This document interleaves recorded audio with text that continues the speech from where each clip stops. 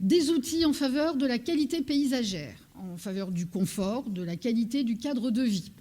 Là aussi, deuxième sujet majeur, et c'est peut-être même le premier, qui a suscité des vives réactions dans le cadre des démarches de concertation, augmenter les distances de retrait des nouvelles constructions par rapport aux limites séparatives des voisins.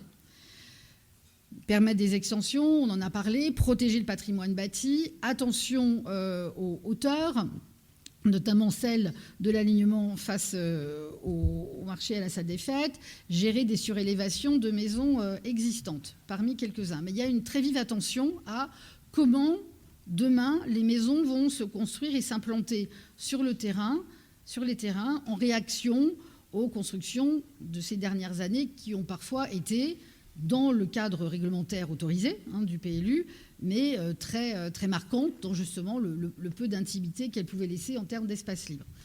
Donc les règles, j'y reviens, j'en parlais tout à l'heure, c'est quoi les règles qui sont encadrables et qui suscitent de l'attention? C'est une maison et comment cette maison elle est perçue par rapport à la rue.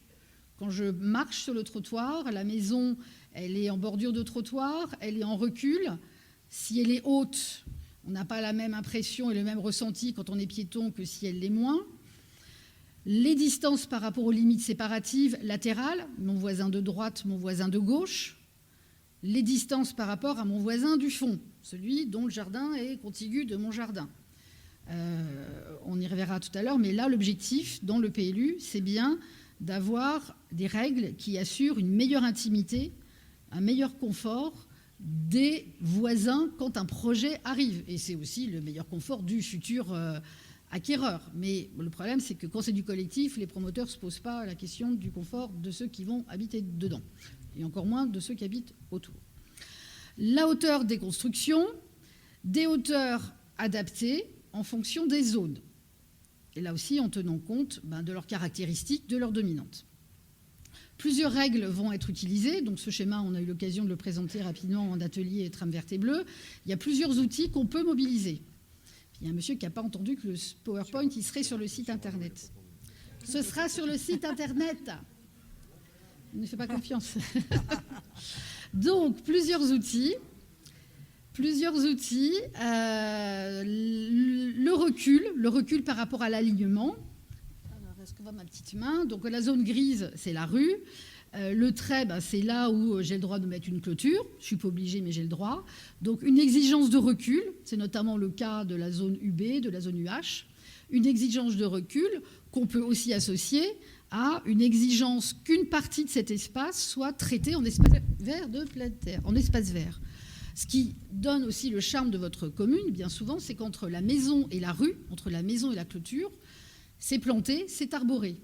Alors c'est très arboré, c'est très planté quand l'habitat il est ancien, parce que souvent les maisons les plus anciennes, elles étaient loin, et il y avait des arbres plus anciens, mais peut-être une culture de l'arbre et de la plantation plus importante qu'aujourd'hui. Aujourd'hui, quand les constructions se rapprochent trop de la rue, il n'y a ni la place, ni l'envie des arbres.